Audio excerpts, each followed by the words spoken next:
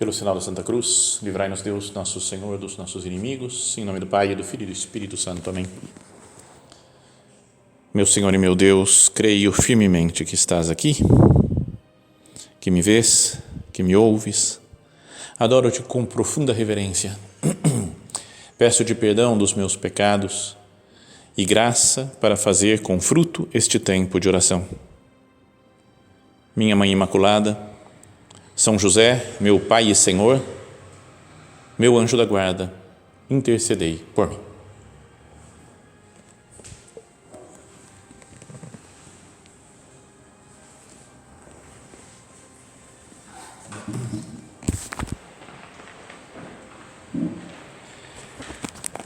Dando continuidade às nossas meditações sobre a Santa Missa, que estamos vendo parte por parte, também com a ajuda de Deus, com a nossa oração, agora conversando com o Senhor e tendo ideias de como melhorar nossa participação ao longo de toda a missa. Vamos começar a falar hoje sobre a segunda parte da missa, podíamos dizer assim, que é a liturgia eucarística. Falamos que tem duas grandes partes na semana passada, a liturgia da palavra e a liturgia eucarística. Assim como aquela cena dos discípulos de Emaús, acontece em dois momentos também. Primeiro, Jesus fala a palavra de Deus, recordando Moisés e os profetas, e depois a segunda parte é reconhecido entre aspas, na liturgia eucarística, quando ele parte o pão. Então, nesse momento, os discípulos reconhecem a presença de Jesus ressuscitado. Então, vamos meditar agora nisso, nessa segunda parte, só que vamos fazer em 2 dias, essa semana e na próxima, na próxima meditação que tivemos, para aprofundar com calma nesse momento central em que Cristo se transforma, que se faz presente, o pão e o vinho se transformam no corpo e o sangue de Cristo. Podíamos pensar nessa cena recordando a Quinta-feira Santa, pensar nesse momento da missa, recordando a Quinta-feira Santa, quando Jesus toma um pão com os apóstolos reunidos em torno da mesa e fala: isto é o meu corpo. Depois, tomando um cálice com vinho, fala: isto é o meu sangue, fala que vai ser entregue amanhã, seria na cruz, vai ser entregue esse sangue que vai ser derramado por vós, para a remissão dos pecados. E no final diz: fazei isto em memória de mim, dando poder assim para os bispos, para os apóstolos e seus sucessores, de fazer a mesma coisa que ele fez, fazendo não só para recordar o que Jesus fez, mas tornando presente aquele momento, de forma que o pão e o vinho que nós comemos e bebemos na Santa Missa são de verdade o corpo, sangue, alma e divindade de nosso Senhor Jesus Cristo. Bom, a liturgia eucarística, ela começa no momento do ofertório. Lembra, a gente tinha falado da última vez das leituras, homilia, credo, profissão de fé, e depois a oração da assembleia, da comunidade, a oração dos fiéis. E logo depois disso, o povo se senta e acontece o momento do ofertório, em que o padre apresenta a Deus, ao Pai, as oferendas que vão ser consagradas, o pão e o vinho. Então, uma ideia assim para ter sobre o ofertório é que ele não é um momento de descanso e de conversa, porque em geral nas igrejas acontece isso, não é? A gente está lá, prestou atenção na homilia, fica de pé, reza o credo, oração da comunidade, senta, começa a tocar uma música, vem um pessoal passando a sacolinha para recolher dinheiro, diz: opa, deixa eu ver se eu tenho de dinheiro. Aí você tem parentes, irmãos, primos, vizinho, mãe, pai, filhos, já comenta um negocinho: não, peraí, você viu isso aqui e tal, ou depois temos que ver aquele negócio, e parece que é quase um intervalo da missa, porque a gente não tem que fazer nada. Quem não sabe cantar nem canta direito, não conhece a música, às vezes está sendo cantada, e nem vê o que o padre faz direito, às vezes. Eu estou generalizando, não é que é assim todo mundo, mas nas missas de domingo, numa igreja lotada, pode acontecer isso. Com mais facilidade a gente se distrai. Não é descanso da homilia o momento do ofertório. Então, a primeira coisa que acontece no ofertório é a apresentação das oferendas, que de vez em quando se faz, principalmente antes de pandemia, se fazia muito aqui nas igrejas em São José, de um modo mais solene, ia iam algumas pessoas da comunidade levando, né, pelo corredor central, faziam uma procissão, levando a hóstia, levando o cálice, né, levando outras coisas, podia ser um pão mesmo de verdade, ou uma uva, né, simbolizando o pão e o vinho, né, ou outras coisas, né, nas missas de formatura, por exemplo, às vezes as pessoas levam um caderno, levam livros, né, pode fazer outras coisas que não vão ficar sobre o altar, mas pode se mostrar, tem até um significado, né, um sentido de falar, eu estou levando o que eu tenho de melhor, as minhas lutas, meus trabalhos, estou levando ao altar de Deus, não é, para que junto com o pão e o vinho que vão se transformar no corpo e sangue do Senhor, seja levado ao céu. Não é como que não sei, uma mostra do valor que tem as nossas atividades cotidianas. Se no ofertório a gente pensasse nisso, o padre começa lá o ofertório e a gente devia pensar nisso, todas as minhas coisas, meus trabalhos, minhas lutas, até as coisas ruins que eu fiz, as coisas boas, eu quero tudo colocar diante do Senhor, que isso é o que vale a pena, né? Jesus morrendo por mim na cruz, ressuscitando, é que salva a minha vida, eleva ao céu tudo que eu fiz. Dizia até um padre amigo meu, chileno, o padre lá, eu estudava com ele lá em Roma, que ele falava, acho que até as nossas misérias a gente poderia colocar no altar, né? Até os pecados, tudo que a gente fez de errado, coloca para que Jesus seja colocado em cima, aí Jesus fica mais alto, né? A gente usa as nossas misérias para elevar Cristo. É uma ideia que ele tinha lá assim, mas me ajudou na época assim, eu gostei disso daí, né? A gente se sente fraco de vez em quando, até isso, meu Deus, eu vou te oferecer no momento do ofertório na missa. Então, até então, por isso o momento da coleta de dinheiro é para simbolizar isso também, né? Que nós damos até o nosso dinheiro, né? Uma nossa contribuição econômica para a igreja, não é? Mas é também uma doação minha do que eu tenho, dos frutos do trabalho, como o padre vai dizendo nas palavras do ofertório. Então, e o padre levanta então, primeiro o pão, depois o cálice com vinho, dizendo umas palavras que nós já vamos falar aqui, mas ele apresenta para Deus, falou, está aqui esse pão que vai se tornar o corpo de Jesus e está aqui o vinho que vai se tornar o sangue de Jesus.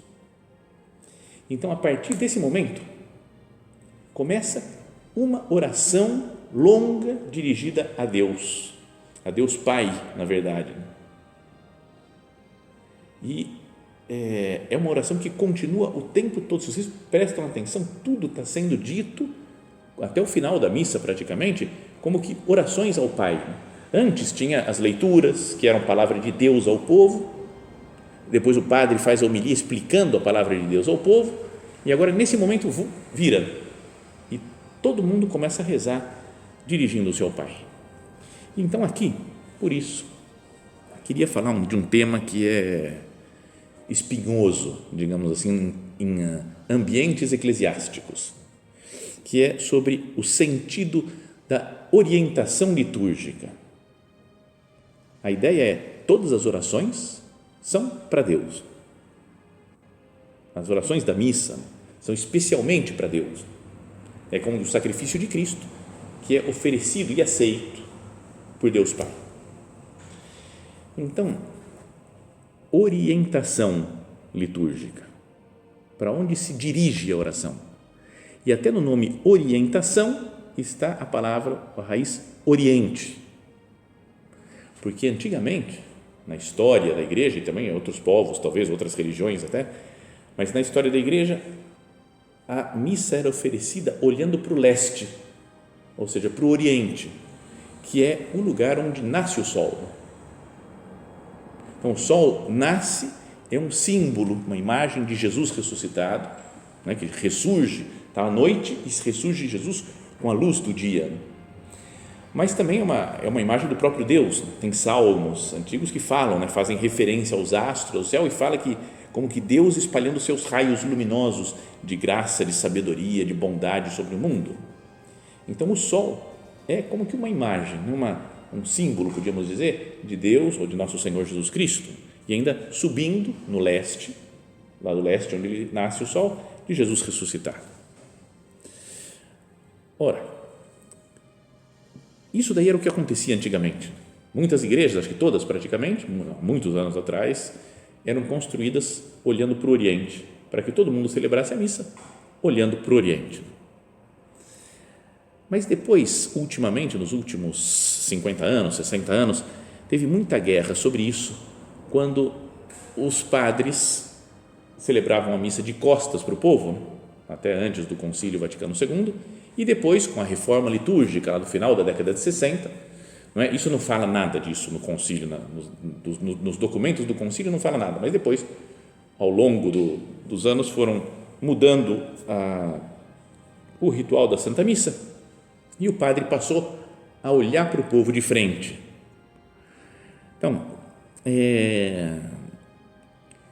e muita coisa meio absurda se disse sobre isso, né? Perdão que fale dessas coisas, entre nesses temas, mas só para a gente saber um pouco de história e depois entender também, pode acho que ajudar o sentido da missa e como participar melhor na missa. O que acontecia antes na missa antiga, né, ou missa tridentina, chamada assim, ainda que fosse de antes do Concílio de Trento, né, só foi no Concílio de Trento, no século XVI, foi estabelecido que era daquela maneira que todos os padres deveriam, né, celebrar a missa. Se rezava o padre de costas para o povo, né, num altar do fundo, como esse daqui, em latim, né, era a única língua oficial da igreja, e grande parte da missa em voz baixa, em voz que só o padre quase ouvia. Era pelos movimentos que muitas vezes o povo ia acompanhando em que parte que estava da missa.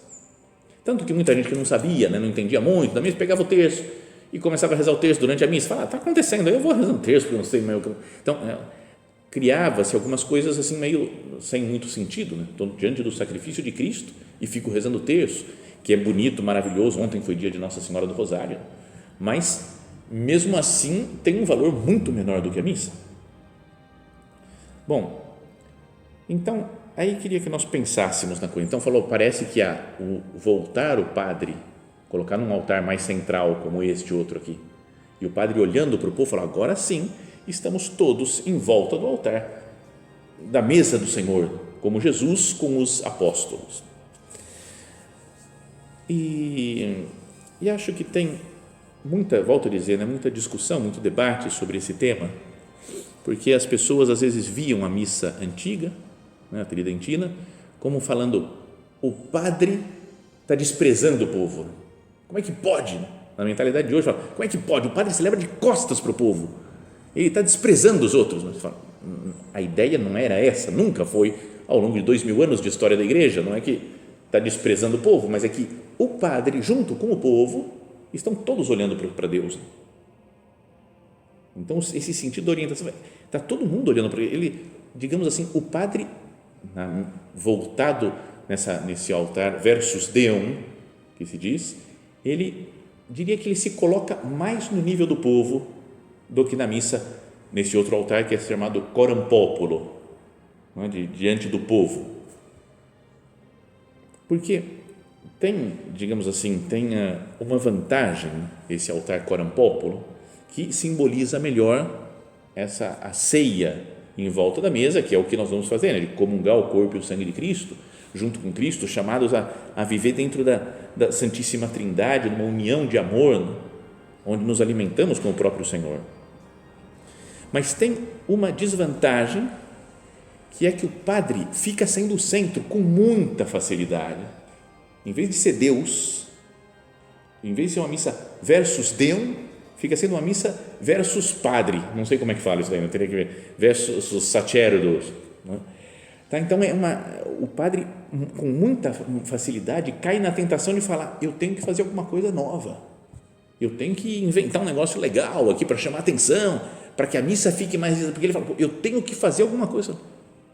Na missa versus Deus, o padre estava lá, o povo nem sabia, digamos assim, o que estava acontecendo, ele fazia o seu ritual e estava olhando para Deus, não estava olhando para o povo querendo chamar atenção por alguma coisa, alguma novidade que ele fizesse.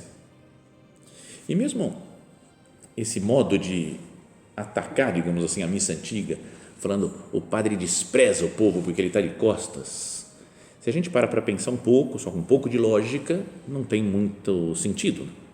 Senão a gente vai falar que o pessoal que está no primeiro banco aqui está desprezando todos os outros, né? Do segundo banco, do terceiro, né? Os que estão no segundo banco só não desprezam os do primeiro, mas desprezam todo o resto da igreja e assim por diante, né? Porque vocês estão de costas uns para os outros. Então teria que ser uma missa em círculo sempre, né? Ninguém desprezando os outros, não pode ter ninguém nas costas, né? Tem que estar sempre um olhando, não tem sentido isso. Então nunca se passou pela cabeça, né, de ninguém que fazia a missa aquela versus Deum, que o padre estivesse desprezando o povo, mas estavam todos olhando, focados em Deus nosso Senhor. Então, como fazer para manter que todos tenham presente isso daí, a orientação da Santa Missa é para Deus, é colocando muitas vezes no centro do altar um crucifixo, como esse que tem aqui. Então a ideia é que o padre olhe para o crucifixo, não fique olhando para o povo para ver se está agradando, se não está agradando, e o povo também olhe para o crucifixo, não vê que fica, vamos ver o que o padre faz, vamos ver se ele acerta, se ele erra. Está todo mundo focado em Cristo, como se não dá para estar já com novo modo de celebrar a missa, normalmente não se está mais de costas para o povo, não é mais versus Deum. O coram populo não deve ser coram populo, mas sempre coram Deum, coram Deo, diante de Deus a missa, sempre, em todas as situações. Ele é sempre a orientação litúrgica, porque todas as orações que vão ser ditas, volto a falar, é para Deus, não é para o povo. Então,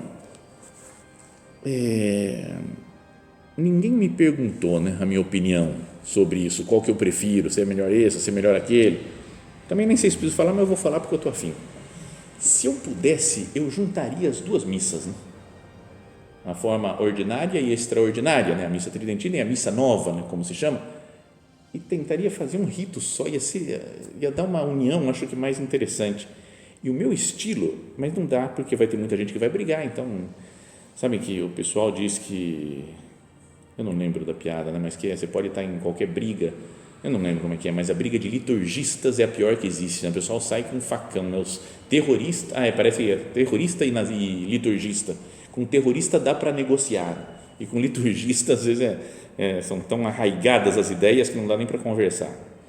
Mas o meu plano era missa versus Deum, o padre de costas, todo mundo olhando para Deus, com um retábulo, né? Uma imagem bonita que ajudasse a oração, né? Talvez a Santíssima Trindade, para que nós fizéssemos mais orações.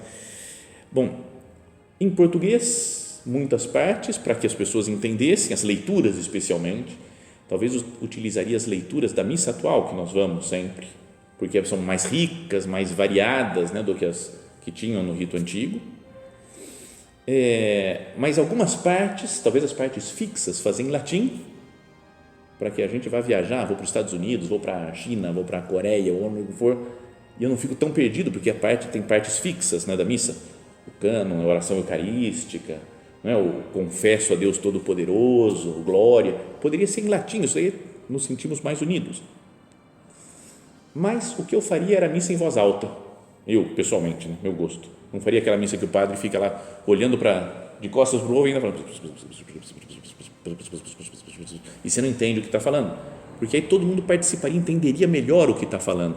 Mas eu sei que se tiver aqui no meio algum liturgista vai querer brigar comigo em alguma coisa, né? Porque não é impossível que as pessoas tenham uma ideia exatamente igual sobre essas matérias.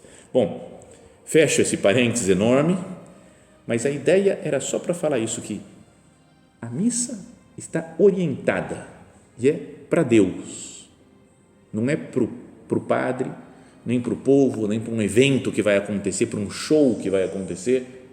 Ninguém deve perder essa consciência, nem o padre, nem os fiéis que estão participando da missa. Bom, então começa o ofertório e o padre oferece o pão e depois o vinho, dizendo: bendito sejais. Essas são as palavras que, como geralmente tem música, a gente não escuta, né? Mas o padre diz: bendito sejais, Senhor Deus do universo, pelo pão que recebemos de vossa bondade, fruto da terra e do trabalho humano, que agora vos apresentamos e para nós se vai tornar pão da vida. Então dá graças a Deus, louva o Senhor pelos frutos da criação, né? Porque o pão é fruto da terra, Deus nos deu o pão, unido com o trabalho do homem e vai se tornar pão da vida. Então, olha só que bonito isso, é como graça de Deus, dom de Deus, mais atuação do homem, trabalho do homem, que se transforma no próprio Deus, o pão da vida, que é Cristo, que se faz pão. É como que um resumo da nossa vida, tudo na nossa vida é assim, é um dom de Deus, mais um esforço nosso para nos fazer outro Cristo, o próprio Cristo. E depois, de modo semelhante, bendito sejais, Senhor Deus do universo, pelo vinho que recebemos de vossa bondade, fruto da videira e do trabalho humano, que agora vos apresentamos e para nós se vai tornar vinho da salvação. E o povo, nas duas vezes, responde: bendito seja Deus para sempre. Não é bonito de pensar isso?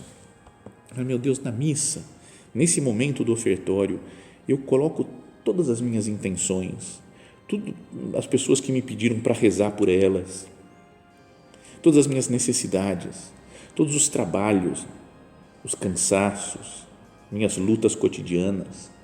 Eu coloco tudo, Senhor, para que junto com a sua graça se transforme numa oferenda agradável ao Senhor. Que bom seria se nós pensássemos tudo isso no momento do ofertório de cada missa. Que bom seria. Depois, uma outra explicação é que o vinho não é só vinho que o padre oferece, mas é um vinho misturado com um pouquinho de água, como que uma gotinha de água só. Tem muita gente que fala que se tem que usar uma colherzinha ou não tem que usar uma colherzinha, sabe? Às vezes tem junto com água e o vinho tem uma colher. E muita gente, assim, tantos mestres que aparecem na internet, em redes sociais, falam de tudo, né? E também sobre isso. E aí disseram, algum tempo atrás, vi que a colherzinha tem a medida exata de água que o padre tem que colocar no vinho. É essa a medida, então tem que usar a colherzinha. Então, quem falou isso, eu acho que nunca viu colherzinhas, nunca foi em várias missas, porque em vários lugares que você vai, não tem colher. Em outros lugares tem uma colher minúscula, que deve caber 1 ml de água. Outros têm uma colher que parece uma colher de sopa, de arroz quase, porque são grandes. Às vezes, o vinho que o padre colocou no cálice é uma certa quantidade, pequena, outras colocam muito, às vezes a missa é concelebrada, então tem que colocar mais para dividir para todos os padres, ou seja, não tem lógica nenhuma, em resumo, esse negócio de que a medida exata de água é a colher, é uma coisa um estilo que você pode usar ou não usar como queira. Mas tem uma oração que se diz que enquanto o padre coloca a água, ele fala interiormente, pelo mistério desta água e deste vinho, possamos participar da divindade do vosso Filho, que se dignou assumir a nossa humanidade. Então, o motivo de colocar água no vinho, primeiro é porque parece que na última ceia, o modo das ceias judaicas, se colocava um pouco de água no vinho. Então, Jesus, muito provavelmente, no vinho que ele deu na última ceia, tinha um pouquinho de água misturada. Não sei qual a quantidade. Então, por isso também, para fazer como Jesus fez, se coloca água.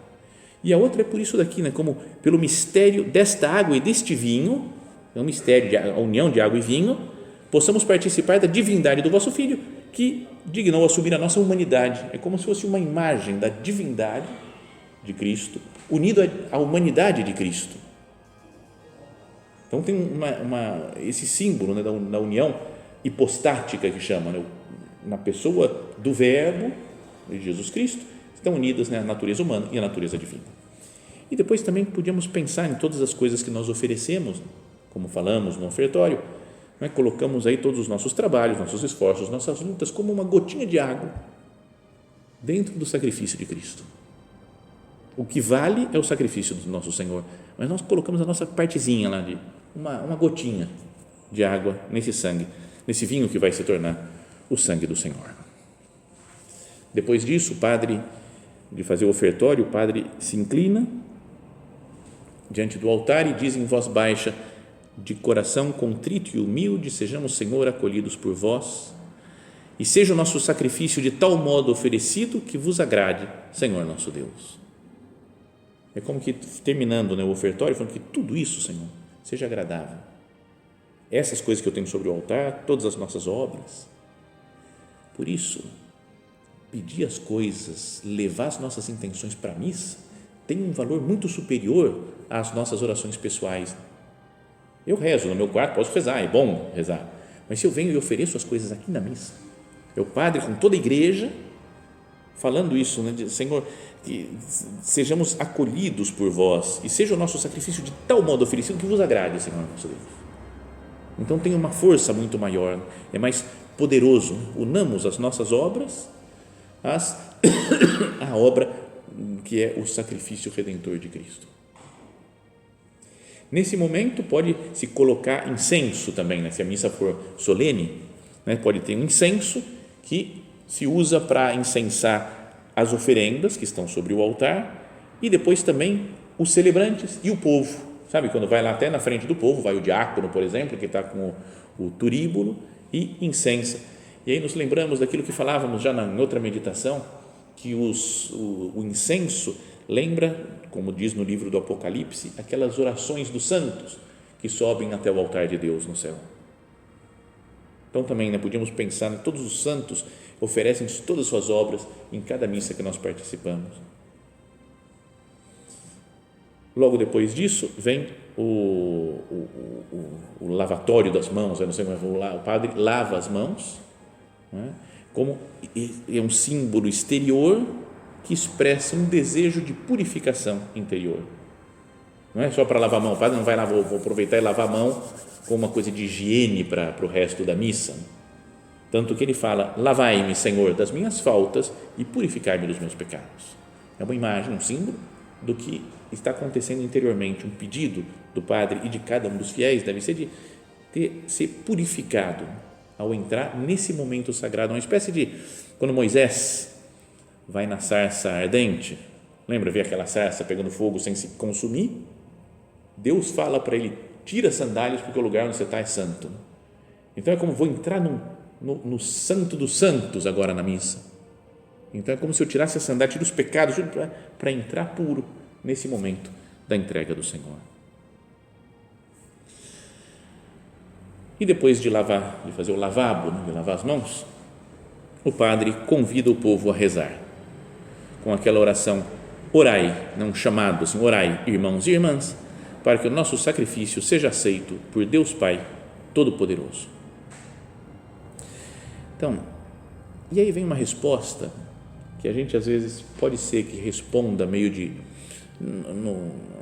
no vício, digamos assim, estou acostumado a rezar e nem percebo exatamente o que é que eu estou dizendo. E a resposta é, receba o Senhor por tuas mãos este sacrifício, para a glória do seu nome, para o nosso bem e de toda a Santa Igreja. A gente fala meio rapidinho, né? Receba o Senhor por tuas mãos este sacrifício, para a glória do seu nome, para o nosso bem e de toda a Santa Igreja. O que eu estou pedindo afinal? Pensa com calma. Então, receba o Senhor, ou seja, que o Senhor receba, porque isso é entre parênteses, uma queixa, e todos os padres acho que ouvem isso, né? Que muita gente diz, receba, ó Senhor, por tuas, não é ó Senhor, não estou falando para Deus essa oração, o padre falou, orai irmãos e irmãs, está falando com o povo, e aí o povo responde para o padre, receba o Senhor, que o Senhor Deus receba por tuas mãos, Padre, este sacrifício, para a glória do seu nome. Está vendo que tem segunda e terceira pessoas do singular, fala tuas mãos, segunda pessoa, para a glória do seu nome, do nome de Deus, não é receba Senhor por tuas mãos, Senhor, para a glória do teu nome, Padre, não tem, então, tem gente que mistura as coisas todas. Então a oração seria a explicação, que o Senhor receba por tuas mãos, Padre, este sacrifício, para a glória do nome de Deus. Então esse é o objetivo da missa, para a glória do nome de Deus e para o bem nosso e da Santa Igreja, para o nosso bem e de toda a Santa Igreja. Então volto a dizer, né, o padre convida os fiéis a rezar, orai irmãos e irmãs, para que o nosso sacrifício seja aceito, e o povo concorda com essa oração, dizendo isso, que o Senhor receba este sacrifício pelas tuas mãos, para que seja esse sacrifício para a glória de Deus e para o nosso bem e para o bem da igreja. Então é bom talvez até pensar isso. Acho que só reparar e entender as orações que a gente faz na missa já daria para progredir muito na nossa participação, no sentido espiritual, viver melhor cada momento da Santa Missa. E depois tem a oração sobre as oferendas que o padre faz, né, falando que esse sacrifício seja aceito outra vez, mas já não fala oremos. Tem 3 oremos, 3 momentos de oração. A oração coleta, que o padre fala oremos, fica em silêncio, faz a oração. Tem esse daqui e tem no final da missa, tem a oração pós-comunhão, o padre fala oremos. E fala, esse não tem oremos, porque já foi dito antes, né? Fala, orai, irmãos e irmãs, para o nosso sacrifício. Já foi dito esse oremos antes, então direto, entra já na oração. Bom, já acabou o tempo, a ideia é que nós vivamos bem esse momento do ofertório da missa. Senhor, me ajuda a não me distrair, não pensar que é um momento de descanso, mas veja como um momento fundamental o ofertório para unir todas as minhas intenções, os meus trabalhos, tudo que me pediram para rezar e colocar sobre o altar de Deus, para que seja agradável ao Pai, né? Pela intercessão,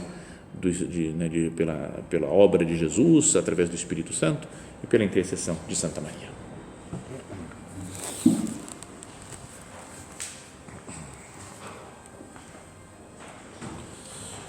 Dou-te graças, meu Deus, pelos bons propósitos, afetos e inspirações que me comunicaste nesta meditação. Peço-te ajuda para os pôr em prática. Minha Mãe Imaculada, São José, meu Pai e Senhor, meu anjo da guarda, intercedei por mim.